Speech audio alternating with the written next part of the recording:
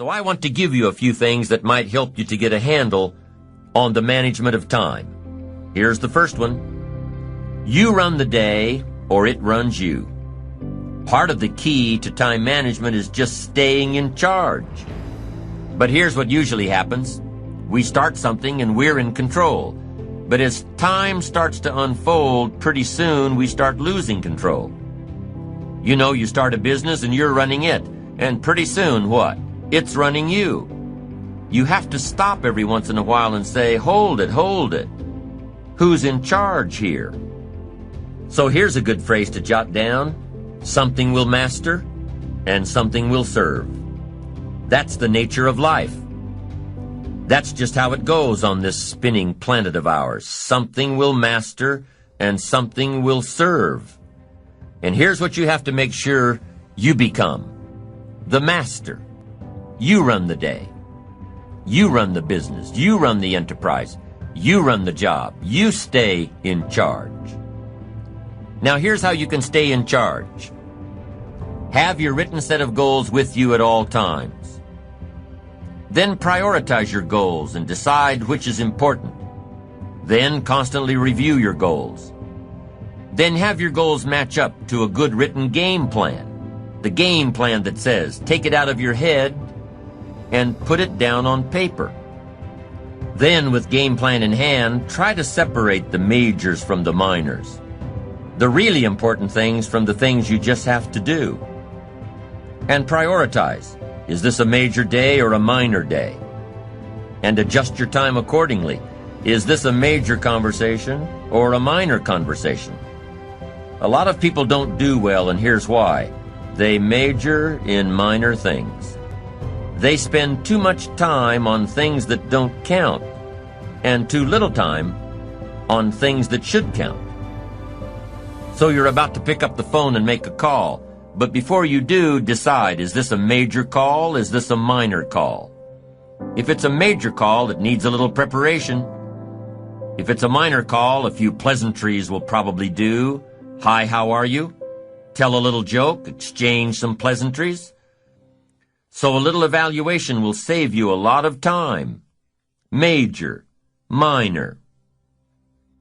Next time management essential, don't mistake movement for achievement.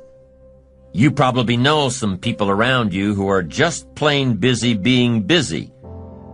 You've got to be busy being productive. It's easy to get faked out by being busy. Guy comes home at night, flops down in the easy chair, says, I've been going. But the real question is, doing what? I mean, it's the doing what. That's the real key, not the going. Some people are going, doing figure eights. They're not making much progress. Don't mistake movement for achievement. Evaluate the hours in your days and see if there's not a lot of wasted time in there that you could manage better. Do more with. The next key to good time management is good concentration. Focus. You've just got to zero in on the job at hand. Concentrate. Don't start your business day until you get to the business. I used to start my business day in the shower. I'm trying to compose a letter in the shower. The cobwebs haven't been cleared out yet. I'm not awake yet, and I'm trying to compose a letter. Found out it doesn't work. Wait till you get to the office to start your work. Wait until you get to work before you get to the work. Don't start your business day at the breakfast table. It's not good for the family. Here's another one. On the way to work, don't think about work. It's dangerous. There's a lot of cars out there on the highway. Can you imagine if everybody was driving to work thinking about work? It'd be a mess. Accidents everywhere. Here's what you've got to do. On the way to work, concentrate on the way. In the shower, concentrate on the shower. At the breakfast table, concentrate on the family. Wherever you are, be there. Don't be somewhere else. Give whatever you're doing the gift of attention. Give people the gift of attention. The gift of attention. Concentration. Next time management essential, Learn to say no. Boy, it's easy in a social society to just say yes, yes, yes too much, over-obligate yourself. Then it takes all those phone calls and all that time to back out of it and redo it. Don't say yes too quickly. Better to say, I don't know if I can make it, but I'll give you a call. Better to say you don't know than to say yes, yes, yes too quickly, trying to be nice and then having to back out. One of my colleagues has a good saying, don't let your mouth overload your back. Committing too soon, too quick. Being too eager to please. Appreciate yourself, your time, appreciate your own limits. Know when your commitment to someone else will end up taking time away from yourself and from your family.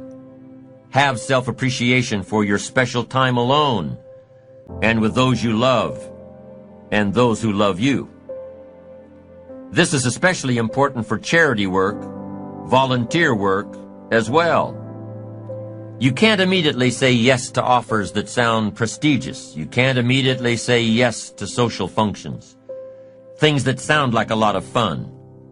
You've got to say maybe and take time to evaluate what's an important contribution to society and what'll just take time away from your ambitions and your family.